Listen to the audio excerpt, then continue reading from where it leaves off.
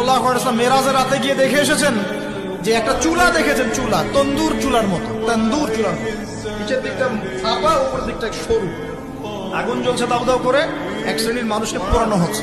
আগুন যখন ফ্লো বাড়ছে, মানুষ উপরে আসছে, ফ্লো কমছে, নিচে নামছে, এভাবে। রাসূলুল্লাহ সাল্লাল্লাহু আলাইহি ওয়াসাল্লাম জিজ্ঞাসা করলেন, ইয়া জিবরিল, এরা কারা?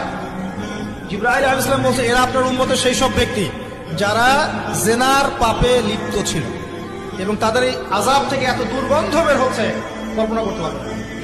আরেক শ্রেণীর লোককে দেখেছেন, সামনে এই যে ভালো গোশত, পাশে খারাপ পচা গোশত, বসে বসে পচা গোশত খাচ্ছে, ভালো গোশত খাচ্ছে না, শাস্তি হচ্ছে কবরে, বারজাখের জগতে। নবী জিজ্ঞাসা করছেন, এরা কারা? জিবরাইল আলাইহিস সালাম বলছে, এরা হচ্ছে আপনার উম্মতের সেই সব ব্যক্তি যাদের ঘরে পবিত্র স্বামী ছিল, পবিত্র স্ত্রী ছিল, তাদের সাথে সন্তুষ্ট না থেকে তারা পরকীয়া করেছে।